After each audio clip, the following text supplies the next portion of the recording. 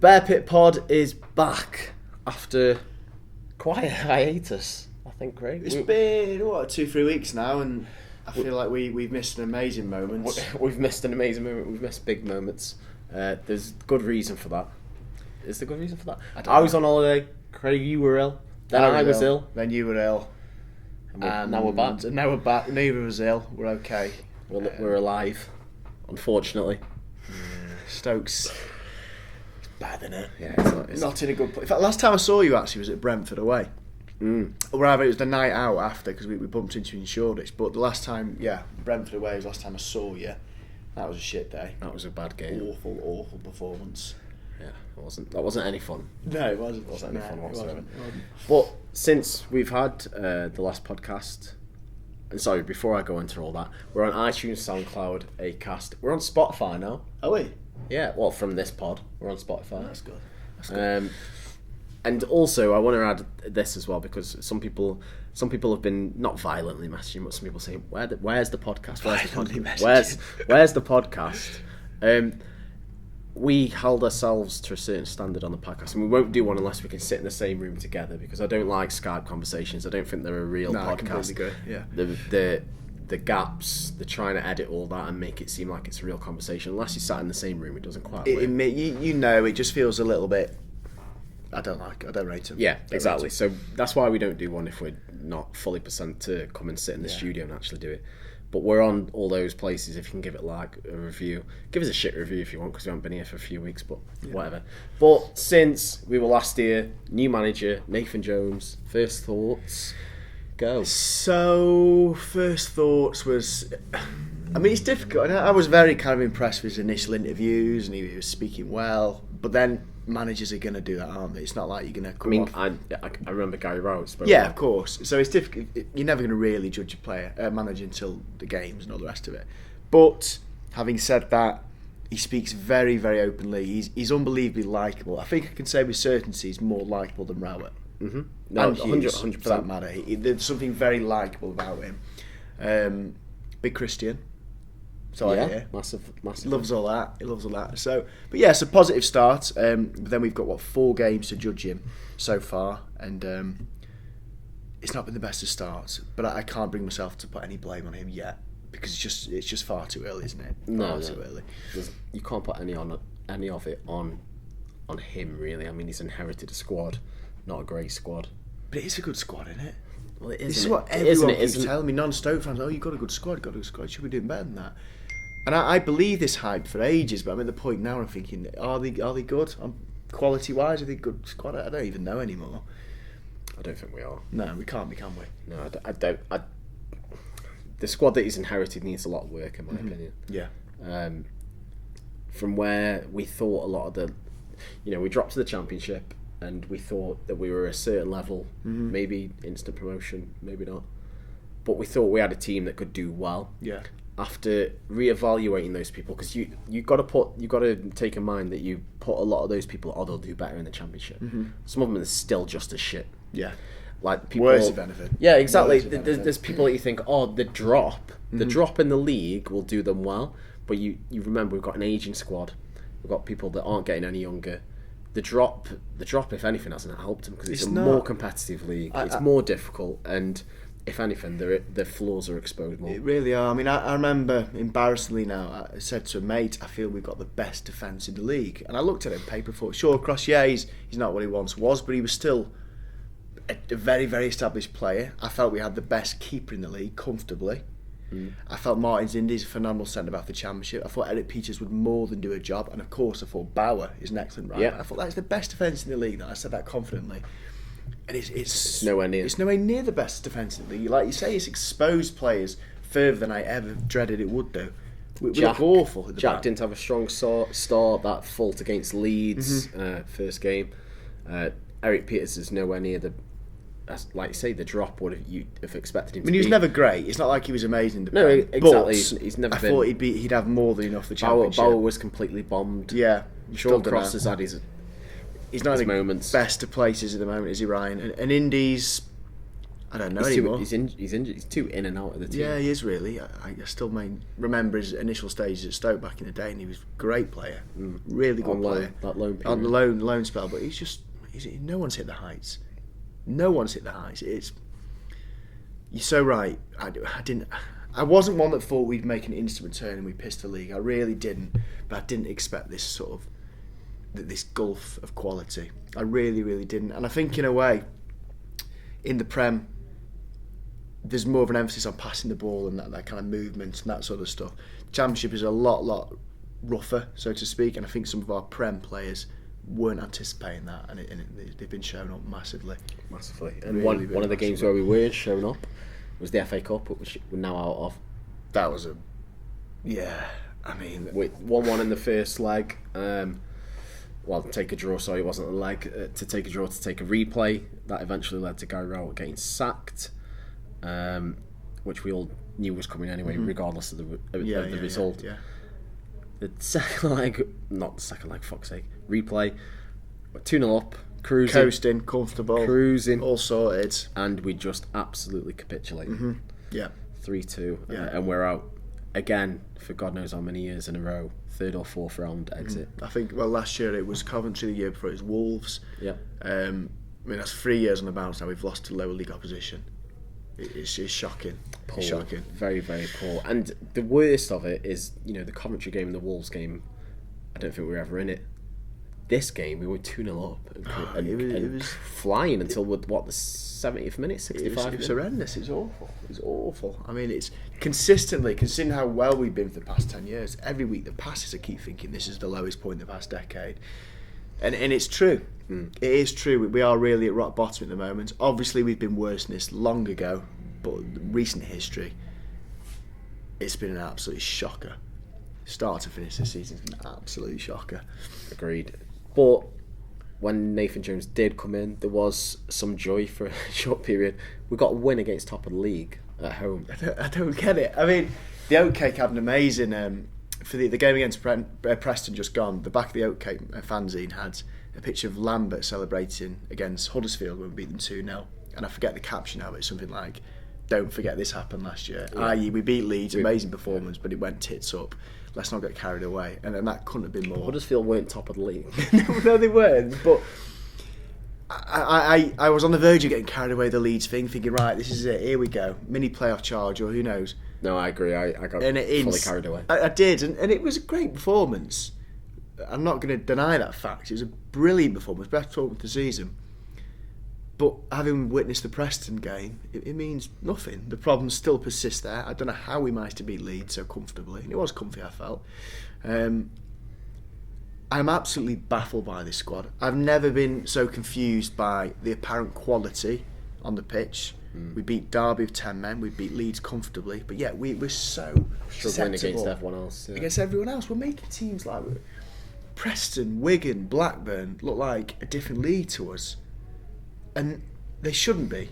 We spent too much money, and again on paper we've got too much quality, but we continue to make these mid-table teams look world beaters, and it is so frustrating. And I've given up trying to guess why. Yeah. I don't know anymore. The Leeds one as well came off the back of the Spygate scandal from Bielsa. Yeah, didn't spy well enough on us. Nathan Jones moved the training session from to the ground on the Friday. Just extra precautions. It worked. Yeah. Nathan Jones' tactical nous was to play a formation that he'd never played before, because Bielsa, as proved by the press conference where he showed all the Derby statistics and hours and hours of footage, etc., that they collated on them. Nathan Jones did show a bit of, it was smart. Yeah, it was very, very smart. Smarts there to play something that he's got no record of him playing. Yeah, it was great. And ultimately, that probably definitely helped with getting the result. 100%. We have to speak about somebody here, as well. Go on. Charlie Adam. Yes. What a performance. And I don't hold my hands up because I still think he deserves no place in the Stoke City squad in the year 2019. But he does. I've said it before. Quote me on this one. I've said it before. I think I've said it to mates. There was a place for him this season in the Championship. I knew there was.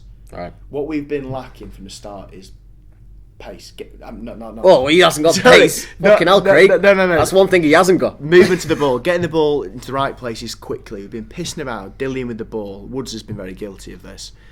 One thing Charlie Adams got, it's very hit and miss, but he'll get his foot on the ball, ping it. He doesn't piss man. I think we've been really, really missing that. And he was brilliant against Leeds. Absolutely brilliant. Sod's law, he's out for I can't deny he was brilliant against Leeds. I think Woods can do that if he's played and used sensibly. Mm-hmm. But I think Charlie, I mean, yes, Charlie did have a great game. How he'd do in a consistent run, I don't know. Was it a one-off? I mean, I still have this gut feeling that Charlie Adams shouldn't be starting for Stoke City at this point in our period. If we're trying to grow as a team and a club, I think it's better to blood Ryan Woods in there, or maybe even make another signing. Yeah. I'm not too sure. Someone who can do that. You know, we've been linked with Romain Sawyers from Brentford. He's a younger, better version of Charlie Adams, so to say, that we can put some money and some time into to develop. For me, I don't think Charlie Adams should be starting games now, although he did have that great game against Leeds. Maybe he can prove me wrong, but like you say, he got injured. He's injured and he's out for a month or so now. Charlie's kind of Stoke career a little bit. He has a good game or spell, then he just disappears through injury or suspension or whatever. But that's what we need. We need that kind of that sense of urgency to get the ball into the right areas quickly, and that's one thing that Charlie can do. Another game, it might be kind of miscued passes here and there, but at least it's got that direction. Yeah, that drive, and we just lack that. So I think he's just not done himself any favours with the fans. I mean, no, he's not. Especially as how he contributed towards us going down last season, and then slagging people like Shaqiri off on the radio and all the media appearances stuff just doesn't help. Doesn't help with me anyway. I mean, people telling me, people telling me, listen, like I give up with Charlie Adam. I know he had a great game against Leeds, but I don't think he's the long-term solution. No, I completely agree with that. By no means is that, but I do think he's been unfairly bombed out this season. I think he should have been used more. There was also Bojan back in the squad for the Preston game after a 5 or 6 match exodus from the squad. Nathan Jones brings him back in. I think he would have been back in sooner, but he's been ill for a couple of games. The flu. We'll go into the game now against Preston. First goal was a well-worked goal. It was a good. I forget who scored it now, but it was a neat little turn on the edge of the box from what I recall. As usual, if Stoke lose, I never watch the highlights, so I've got not much here. But from what I recall from the day, a neat little turn on the edge of the box and a good little finish. I don't know what to say about the Preston game, really. Second was sloppy defending. Second was awful. We narrowly just missed a decent chance where the ball, if I recall, was fumbling around the box. It's a counter-attack. And then we should have scored. We should have scored, and it was bad defending. We didn't kind of close out the play quick enough. They slipped it through one-on-one goal, and it says a lot. But I think that might be the worst performance of the season. I thought we were awful. A real cliched come down to earth after the Leeds game. It was abysmal. And we've not finished speaking about the game because, of course, as well, there was a missed penalty. You know, I missed that. I went on 89 minutes to get my bus, and then I missed my train anyway back to London, so it was double whammy. But I missed that. I heard a cheer from the ground. I was waiting for my shuttle bus back to Stoke Town, and we missed a penalty. And there's a bit of pissing about. You didn't miss much because we didn't score it. There's a bit of Hesse, Charlie Adam-ness about it, wasn't there? Yeah, Shawcross took it off. Peter Etterbo won the penalty. I think he wanted to take it himself, but I think fair enough for Shawcross doing that, because if you've got a designated penalty taker, he may have missed. Etterbo may have scored, we'll never know. But we've been crying out for that sort of thing, really. Leadership, Shawcross to show leadership, which he did. You know, people criticise him enough for being quiet and not vocal. Well, he certainly did it then. Yeah. We've got a designated penalty taker. He took it. He missed. Yeah. Not like situations before when it wasn't really decided. No one knew. Hesse, Adam fighting over the ball. Mm-hmm. I think fair enough. It was just a bad pen by Lucas. It was. I mean, in the grand scheme of things, it was irrelevant for me. We were shy. We didn't deserve to win that. We barely deserved to score. So it's not like it was a last minute equalising or winning goal missed or whatever. It wouldn't matter either way. On a side note, our penalty record is abysmal. Atrocious. There can't be many worse in the Football League. I think I'll be able to find We must have missed, like, I'm really just guessing here, but something like, off the top of my head, I imagine we've missed like 6 out of the last 10 or something daft like that. I think it's abysmal. I think it's more than that. Let me try and find it. I know someone tweeted it. And I don't know if that's a reflection of, is that coincidence, or is it just kind of a reflection of the mentality of the players at the moment? They're just that fragile. They've got no confidence to stick a ball away from the penalty spot. But right, we only played this weekend, didn't we? Yeah. I'm lost already on Twitter trying to find. It's awful. I know that much. It's something like this that we've missed the last 5 or 6 out of 10. It's abysmal, absolutely abysmal. Yeah, I can't even find it. Let's just say I know it's a horrendous record. So let's just leave it at that. You don't come to this show for stats and facts.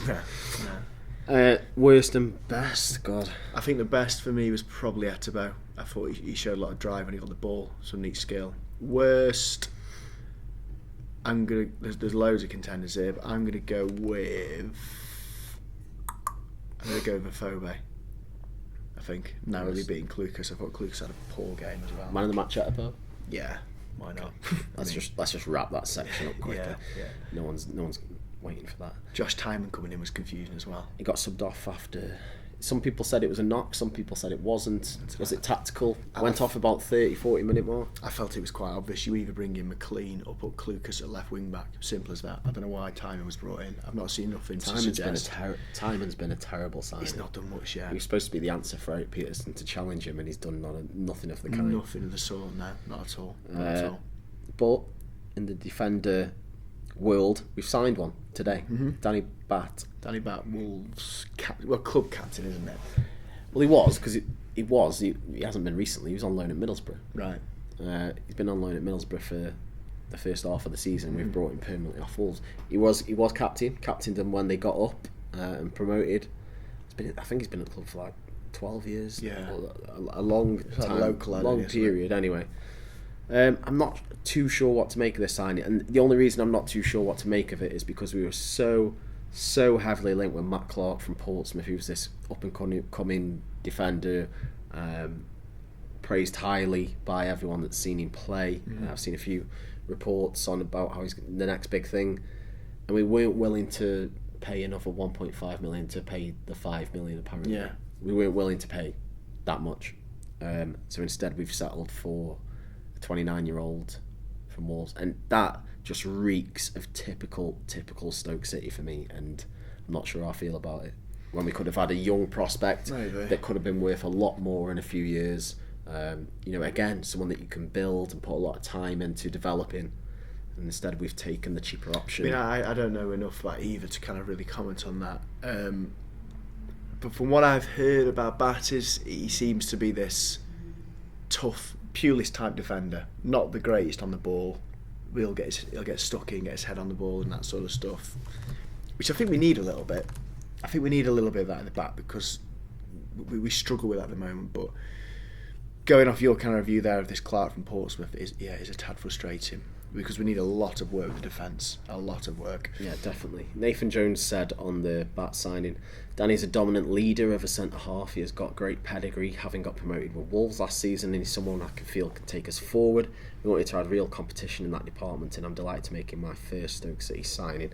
I think the environment needs freshening up and new signings, and Danny will do just that. I agree with that. I've been on like the Wolves forum and read reviews of Bat from Middlesbrough a few seasons ago. From the few Middlesbrough fans I've seen, they seem like they've said he was their best defender. Yeah, he sounds like a leader. He sounds like a really vocal leader, and I think that is not literally, but it's almost as important at the moment as the ability to play football, because we've got no character. Not literally, of course. You don't want someone just shouting for the sake of it, but we've got no characters on that pitch, and this is exactly the type of guy that this fella looks like. And arguably with the Portsmouth fella, young, up and coming, I feel like we've, football aside, we need You think we need a people voice. that can do it now? We need a voice that can kind of G up the defence a little bit. And I don't know if this Clark is that. I'm just going to go off purely the fact he's a bit younger, maybe a bit more timid. I don't know. But we do need this voice. And one thing that all Wolves Middlesbrough fans seem to agree on is a loud vocal character. And that is one trait that we were desperate for. So I have to commend that particular point. We'll wait and see. Wait and see. I'm sure we'll find out. Yeah. I've seen a few conflicting reports. Some people saying he's not good technically, a ball player. Some saying he's not fast or pacey. and then others saying, he's a leader, he's a defender first, he'll get the job done. We do need that. So it's an interesting one. See what happens. Yeah. But my slight reservation is I wish we'd have just gone out and put our faith in the youngster for a little bit more. Well, maybe. I just feel like what we've done is the Stoke City way of old. Maybe. Just going on the cheaper option. Stoke, they've acknowledged that this season's not going to happen. They're not willing to spend that extra $1.5 million. They want to build up, and maybe they'll go back in the summer when Portsmouth acknowledge that we're not going to break the bank that much for him. Maybe if we gave him the summer for $1.5 million cheaper, it makes good sense, but we'll see. Okay. Other news, Ibrahim Afellay left. Yeah. Contract terminated with mutual consent. He had 6 months left to run. What a bizarre Stoke career he had. Do you know what was even more bizarre? Renewing it for a year last year. I know. How many appearances has he made since then? I think he played in a pre-season friendly under Rowett and scored. He scored against, was it Burton? I thought it was Walsall, but whatever. He's not done much, has he? First half of his Stoke career, very good from what I can recall. He looked very, very talented, very decent player. He had some good times. He really did. And then he was the integral part of when we were. He was a brilliant player. Stoke owner. Yeah, it seems that long ago now that you can't praise him as I think it's justified. But he got injured, and then that was kind of it. And then Lambert come in, and then Lambert famously sent him away or forbid him to train with the Stoke squad, suggesting he was a negative influence, which I never saw in Affelay's character. But that's what Lambert did, and a very mixed kind of Stoke career. But I will reflect on the better times of Afellay. At the start, he was a real cut above, a very, very classy player. Brilliant on the ball. You can tell he'd been through La Masia, Barcelona, Barcelona, and had that tutoring on the game, because he'd certainly played like that. He was great on the ball. It's just a shame about his injuries, really. Yeah, he did. I mean, he had all his career. I think we did well to get a good season out of him. Absolutely mental decision to give him a 1-year contract last year. Yeah, well done. Absolutely mental. Well done on that. Best memory of him, really? I think mine would be the Bournemouth goal. Yeah, that was a great strike. Walter squared it for him. Great finish. Probably that. Probably that, I'd say, yeah. Or, the peak of his powers in the Stoke owner side. Everton away 4-3. Yeah, all of that. So we've got some transfer stuff as well. Apparently today we have lodged a 9 million bid for Sam Vokes from Burnley. Not sure how I feel about this. It's a lot of money, isn't it? How old's Vokes now? 28, 29. It's a lot. That's the market, isn't it, nowadays? I mean, the last time he was in the Championship, he scored 20 goals. And he's done a consistent level in 8, 9, 10 for Burnley. I just don't know. Apparently Burnley are waiting to sign Che Adams from Birmingham as a replacement. Why aren't we going for Che Adams? I don't. Again, just that thing that I feel this younger. I don't know if Che Adams is cheaper or not. I think he would be, but I just don't think we're as risky with our business. I don't know. I really don't know. I think Vokes, similar to Batth, is that kind of old school sort of strike that we desperately need. I think he's someone that can hold the ball. He can definitely hold the ball. That is what we need desperately. Berahino, Campbell, Afobe, none of them can trap a bloody ball to save their lives. It's so frustrating. Vokes is the type of guy to get on the end of crosses. Just needs to stick. It needs to stick. Battle in there. I would be very happy with Vokes. Okay. I really would. I mean, I'm not sure about Chadams and all that sort of stuff, but I think he's the sort of player we need. Again, as much as he's kind of nous and personality, a bit of a leader from the top, I think he would suit what we need at the moment. Yeah. If it was a straight up fight, Vokes or Adams, I think I'd rather go Adams. How many goals has Adams got this year? Oh, I'm not sure. I think he's got 14, 15. I mean, it'd be a great signing as well. I just don't know.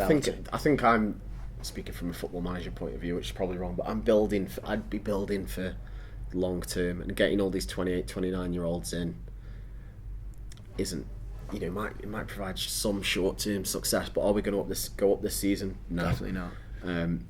Are these guys potentially signings that can maybe go on in the future, maybe even be sold for a lot more? Yeah, I think so. I think these guys could become the future of Stoke City, so to say. Potentially spend a lot of time at the club. Yeah, I think that's what I'm thinking. I don't know. We'll have to see. I do think on paper Vokes is a good player, but I mean, I hear what you're saying. It feels a little bit short term and expensive at that. But And the last of the ins transfer wise, apparently, Daily Mirror, was it the Mirror exclusive today, that and it's already been reported that O'Neill, now he's at Forest, is going to go after James McLean. But today the news is that apparently it's just going to be a swap deal. He's trying to propose a swap deal for Ben Osborne from Middlesbrough, who's like a younger version of McLean, I think. Yeah, but basically, Osborne is a left-sided winger / sort of defensive. Yeah, player. I think Forest fans like him as well. On paper, all I'm seeing here is a younger version of McLean, and if that's the swap that's required, it makes complete sense to do that, because let's face it, McLean so far has been a bit of a wash up from start to finish. We knew all that. He's been positive in some games. If McLean wasn't linked, I wanted to speak about McLean briefly. If he goes for Osborne, I think that makes sense, but McLean for me would be a person I'd like to see more on the pitch at the moment. I've said it a million times already, but I'm going to repeat myself again. We are still lacking drive and characters on that pitch. And one thing McLean has got is that he's vocal, he puts a shift in, and we really lack that. And I do feel that he's one member of the squad that can put that into the actual first 11. I do think he should have played a little bit more. I know he's better than what we've seen.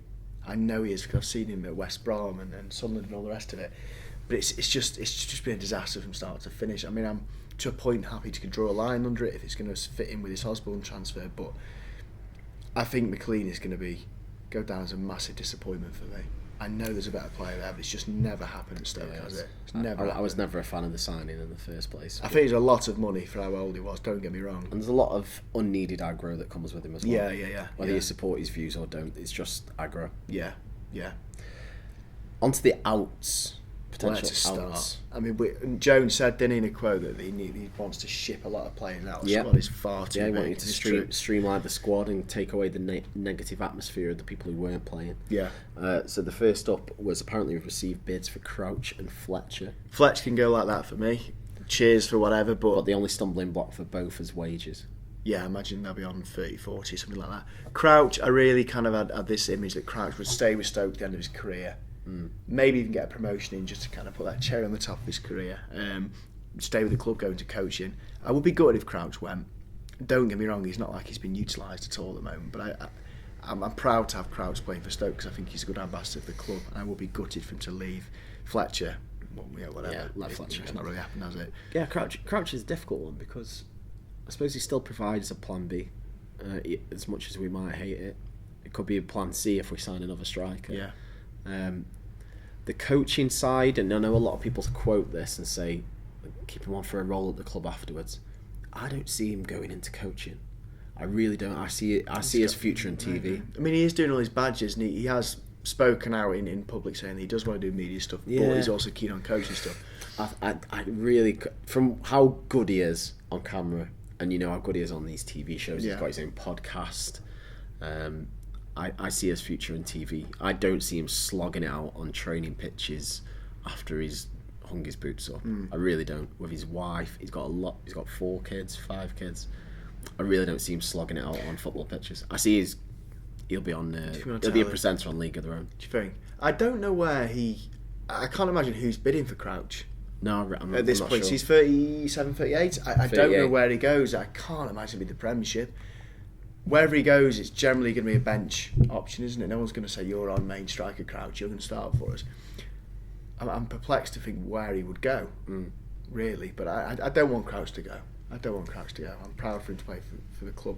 And I still think, like you say, there's a decent plan B, plan C option in Crouchy. I really do. I mean, he's played bugger all this season, and even now he's managed 2 goals. Preston, Shrewsbury, I mean, there's still something there when you're desperate. And then last up on the outs, last night the under-23s played. They won 6-0. 6-2 against Sunderland, 6-2. Defoe... No, not Defoe. Defoe, the Rangers striker. I've had a few pints before this podcast. Diouf and Berahino got a hat-trick each. Yeah. Shot window. I mean, Massively. Berahino seems like he's been bombed to the... Like that, it didn't take long, did it? I mean, and there were the reports that came out from Kevin Phillips, who was previously at the club, saying that Berahino would turn up late to, the team meals, etc., and just pay the fine. He just wouldn't care, would he? He'd swallow the fine like that, no problem. And Nathan Jones responded saying, we won't take any of that. Yeah. And it seems like he has just bombed him straight to the end of 23s. I've always been a massive advocate of the potential of Berry. I've said it on this podcast plenty of times. But I mean, at the same time, I've never ignored the fact his reputation behind the scenes is not great. And I'm half tempted to just draw a line under it now. It's been shit on it. What was he, 12 million? Mm-hmm. We got him 3 years ago now. And you were a big advocate of Berry, I still think he's a good player. I see enough, admittedly not frequently enough, but I see enough quality there to suggest that something exists. There's a decent player within him. However, that means bugger all without the mentality, obviously. And this latest report from Phillips saying that he turns up late and doesn't care, he doesn't give a shit, he'll just pay several thousand for the sake of being 5 minutes late for dinner. I just think the whole philosophy of the squad at the moment, something is wrong, there's no characters there, and I think if we're going to shift anyone that isn't buying into where we need to be, I think we just need to cut our losses and put this one down as an absolute disaster. 12 million, 5 goals. Just write it off. Yeah, it's not happened, has it? No. I put Berahino, Vimmer and Mbula all in this little pocket of players. What about Ndiaye? That royally, to a lesser extent, but Ndiaye didn't cost that much, did he? Yeah, it was 14, 16. Was he? Yeah. If you want that, stick him there as well. But either way, a little cluster of players, they cost the club a lot of money, and it was the beginning of the end, this little cluster, and it's just been shit from start to finish on it. Yeah. There's a player there, but we haven't. I give up. There was also, and I know you didn't listen to this, but there was Tony Scholes on the radio recently, which was quite interesting. I listened to the whole thing. I even sent in a question, but obviously didn't get read. No. It was interesting. He went into the recruitment a lot, what goes on behind the scenes about how they present a player to the manager, and all this thing. They skirted around Mark Cartwright a lot, I feel, and that was what my question was about. I said, what does he do? No, I said, we currently have over 50 million in players out on loan. Yeah. How is Mark Cartwright still in a job? Right. Just put it plain and simple. Never get rid out, of course it wouldn't. But it was a weird scenario. You don't know how much these calls, etc., are being screened before it happens, because every call that went through was pretty nice towards Tony Scholes. Yeah. There was no one giving him aggro. Yeah, they were all saying, "Oh, thanks Tony for doing this." Right, yeah. It was very set up, it seemed, but the recruitment process and Cartwright and everything still is a question in my eyes. Apparently, Danny Batth, this signing is a Cartwright signing. Is he? Apparently, from a few places I've read. I don't know if that's concrete. It just makes you think what's going on at the minute at the club. I mean, they're still spinning out the same story that the manager says, I need a defender. The scouting network looks for that position. They come back and say, we've got X, Y, Z. Which one do you want? And then the manager says, that one. And then they buy him. That's the story. I mean, I've got no reason to not believe that is the way we operate. But like I say, like we just quoted moments ago, we really have wasted a lot of money on recruitment. I think a hell of a lot of money. And I think it's fine saying that, okay, that's the process. So you're asked for a player. They go out and find this player, and that's it. There's no reasoning that this player that they are suggesting aren't 3 shit players. Yeah. There's nothing saying that Cartwright or the scouting team, whatever, aren't crap at their job. All 3 could be shit for all we know. Yeah. How good is the actual scouting network? I don't care what the process is. I want to know how good it is. Yeah. How far are you looking? Are you looking outside of England? Are you looking into Europe? Are you looking into South America? I really don't think they are. I really can't see. I haven't seen for a long time. When was the last time we made a signing outside of England or Europe? When did we delve into South America? Arizmendi? Well, yeah, we don't, do we? We don't. Europe, it's not very often, and if it is, it's usually got a link back to the club. The US signings, they were all through the link that we've got out there.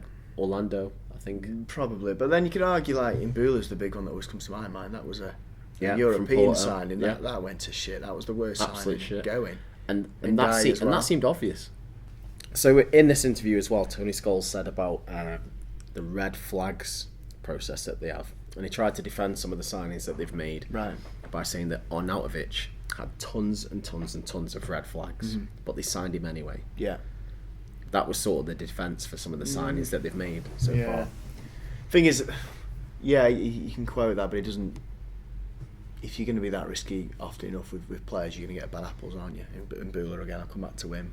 That means nothing to me quoting that now. If it's worked, it's irrelevant. When you look at some of the other players that didn't work, I mean, nothing, pointless. Let's go on to the people's questions.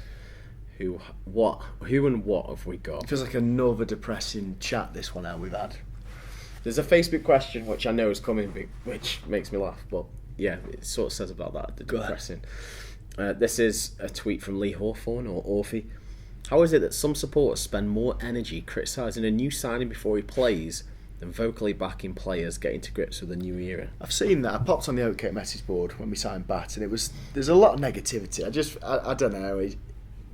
There's a lot of negativity with fans at the moment in general. I think do some people enjoy it? I'm not sure. But I mean, of course, well, that's what the internet. You reserve judgment until you've seen him play. It's rule one. You don't slag off a new sign until he's physically played. Some might have, like you wanted that Clark, obviously, but you're not going to jump in and slag off Bat, are you?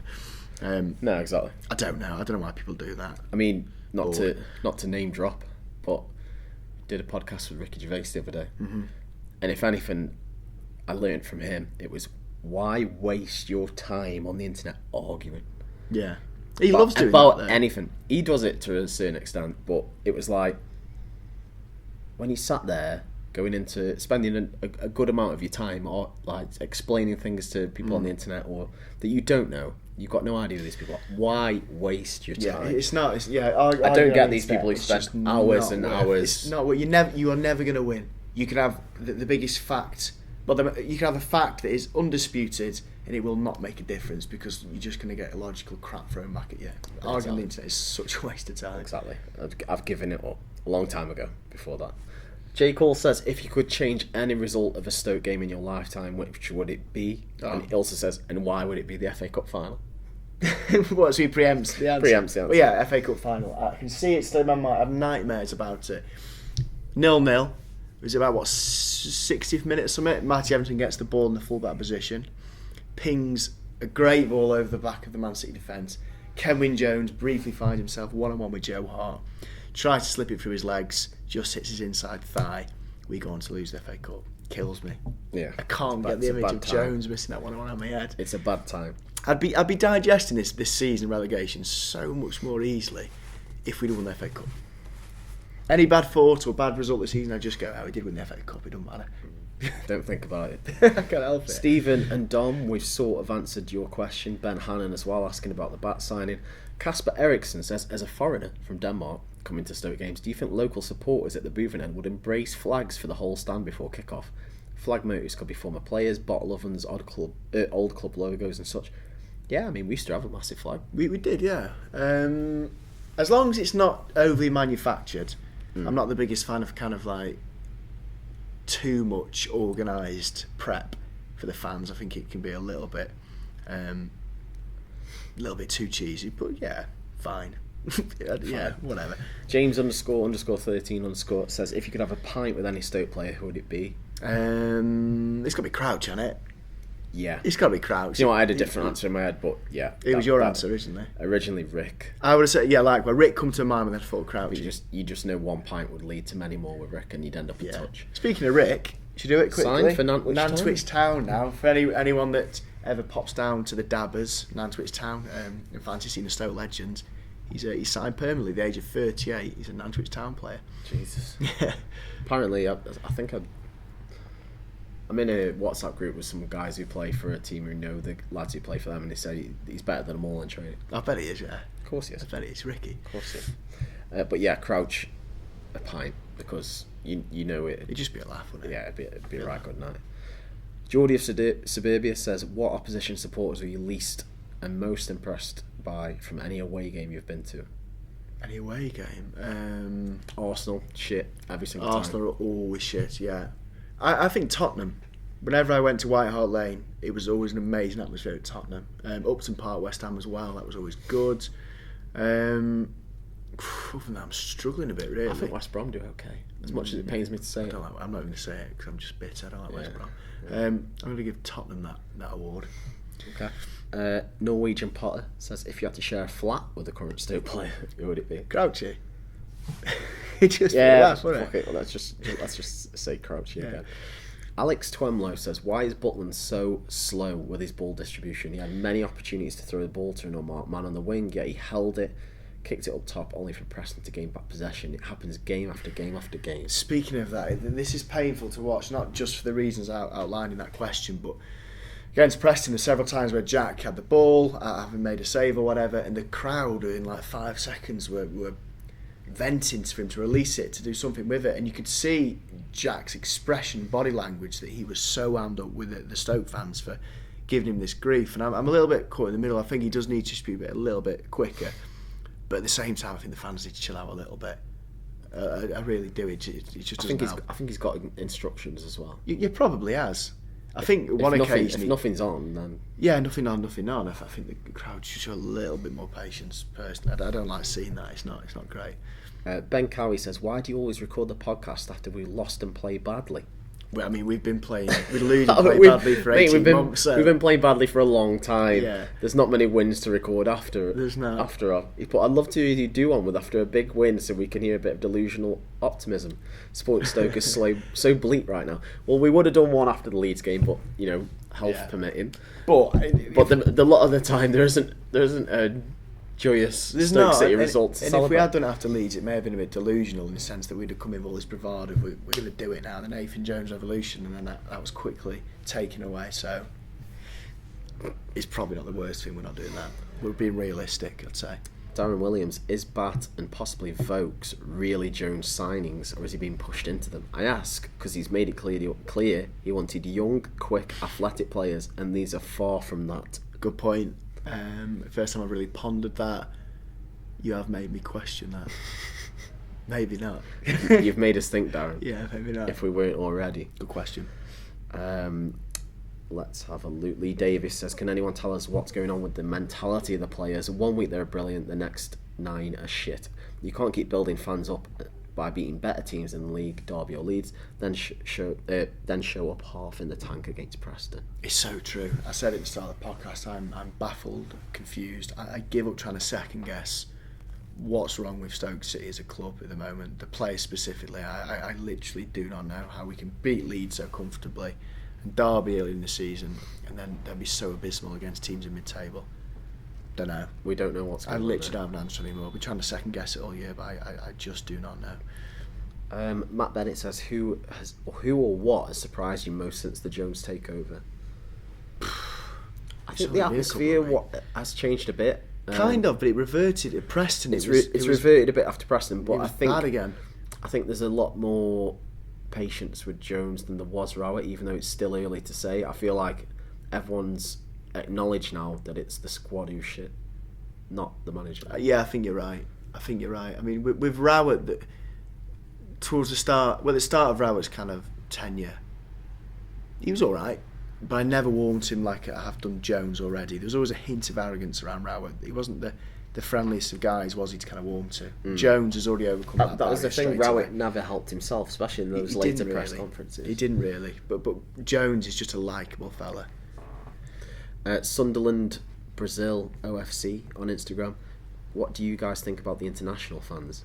But he spelt international as if he means the international, the club, which I've got no opinion on whatsoever, or if he means international fans at Stoke, which more the better. I mean, fantastic. The more we can build a brand around the world, why not? I don't think we're building a good one at the moment Hudders there. One says, personally think Liam Lawrence deserves some sort of role in the club. Thoughts? He speaks all right on Radio Stoke, I suppose. I think Liam Lawrence is obviously speaking great. His media career is in full swing now. I think he needs a bit more experience. Rory Delap did a lot of time at Derby before he actually went into the coaching role he's got now. Maybe we could give him that placement. I don't know, but I'd rather him get somewhere else first. I think you're right. I mean, I don't know what he's done physically at clubs in terms of coaching, that sort of stuff. So, I mean, he speaks well enough, but it's difficult to say, isn't it? I mean, it's so difficult to just throw former players in there. Yeah. straight away. I do like his honesty. People say, that's what we need, people say a lot of the time, Rick to come back, but then people who know him pretty well say he'd never turn up. He was on too time, laid back, wasn't he? Yeah, he wouldn't be. Yeah, which I love Rick. I couldn't. I'm not saying that Liam Lawrence is anything like that. I'm sure he's a very professional guy. I couldn't imagine Rick being the best role model. Really? No, definitely not. Alex Hollins said, "Do you think Shawcross has had his day?" He certainly past his peak. He's had a bad season. Everyone's had a bad season. I've seen the odd glimpse of a decent Shawcross this year, but it's been few and far between. He looks a lot more comfortable in the 3 in the back. He certainly shouldn't be in our mind to be the starting centre back next year, though. I don't think. Andy Corden says, "What's it like commuting to a game? Long or worth it?" Oh, I love it. I absolutely love it. I got a season ticket. I come from London for every home game. It's my time. I get the train, take my iPad, watch a film. Do what you want. Yeah, I love it. I don't mind it at all. Don't mind it. Unless we lose, then I'm on my own on the way back, and I'm always kind of like a bit miserable on the way back. Which is often. Which is often, yeah. But I don't mind it. Belgium or Holland, says Minted Mella. You know what? I've never pondered that. I've never been to Belgium, so Holland. I honestly don't care. I don't know. I don't know. Jack Porter says opinions on the SCFC Love is Noise idea. The hell's that? Do you know what that is? I think I've got a brief idea, and I think we were actually sent an email before we started the podcast, which I've not really read. A club? I believe it is initiative. Not a club initiative, a fan initiative, right. That may have the backing of the club to sort of maybe like a singing area. Right. With like banners or whatever it may be. Not like Crystal Palace. That's my worry. My first thought again, it was... not balaclavas. I don't want it to be overly... I don't want it to be overly manufactured and all that. I think Stoke, certainly back in the day, we created a natural... So they've actually sent us an email with no interest in any gimmicky stuff, no drums or bloody plastic clacker things. Yeah. No balaclavas, acting like idiots, just a good atmosphere, new songs, create some quality banners, flags, give some life around the ground. I think that reads quite well, as long as it's not manufactured and it's quite natural, and you get all those that want to sing directly towards a certain part of the ground, let them get on with it. I think that's not bad. Fair enough. Yeah. Go ahead. SCFC Love Is Noise. Yeah, we'll back that. Yeah. Lastly, how long will the rebuild take? Says Nathan Stubbs. I hope it's next season we can actually go for it. At the moment, from what I'm witnessing, I can't help but worry that it might even be the season after next, because the club is rot. The players rather rotten at the moment. I think one thing that is worth remembering, despite the fact that the team is playing horrendous, the club as a whole is still in a fantastic position financially. Yeah, financially. We've got the parachute payments, but that aside, we are still, as a club, unbelievably wealthy. Now, I appreciate that they're not going to stick all the billions into the club, obviously, but by no means are we going to collapse, as some teams do when they fall out of the Premiership. We've got too much stability under the hood at Stoke. And I think we do... I need to remind myself of this, that we will be challenging comfortably soon. Not this season, obviously, but we're not kind of... we're not the mess that sometimes it feels like we are. We're really, really not. I mean, the family's worth, what, 4 billion or something like that? For the Championship, that is for any league, obviously, but for the Championship, we are a very, very wealthy club. We've got a great structure. We're still getting decent crowds. I mean, it's worth remembering the season we went up to the Prem 10 years ago, the first home game of the season, we had 13,000 there against Charlton. I remember Ricky scored, and we had 25,000 there against Preston the other day. And even though we've been a bit of positivity around, and even though we've been relegated and we're in a bad spot at the moment, the club has still come on leaps and bounds from what it was 10 years ago, and it is worth remembering that.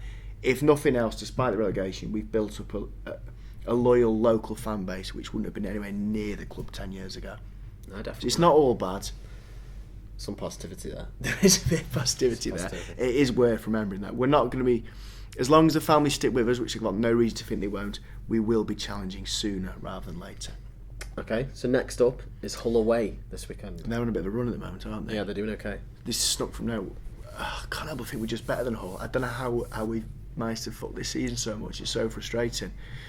It's going to be a world apart from Hull away a few seasons ago. Shaqiri with the double. Yeah. It's going to be an extremely difficult game. I worry we are going to lose this one. I'm really... Do you stick with the same team? Timon can't start again. No. Charlie Adam is not going to be there. Do you put Danny Batth out left? Do you start him straight away? I think he's got to come in straight away. Yeah, why not? But I mean, I'm so confused. I don't know what we're going to be playing at the moment. I don't know the formation we're going to be playing. I mean, Williams, Indian. Eric Peters obviously bombed. He's been bombed. And this sounds so lazy for Stoke podcast, but I genuinely don't know what formation we're going to go with next time. Obviously, Jones eventually wants to play his diamond formation. We're abysmal playing this form. The three at the back against Preston. I don't know what the question even was now, but I don't know. I can't second guess. I mean, what's going to turn up on Saturday after Leeds and Preston? No one knows. It's a mystery. No. It's a mystery to us. But that has been the Bear Pit Pod. Long one, wasn't it? That it was a long one. We were supposed to try and get off quick, weren't we? That has been the Bear Pit Pod. You can find us now on Acast, iTunes, SoundCloud, YouTube, Spotify. A new one, Spotify as of this week. Make sure to like, subscribe, leave a 5-star review, whatever you can do, and we'll see you all next week.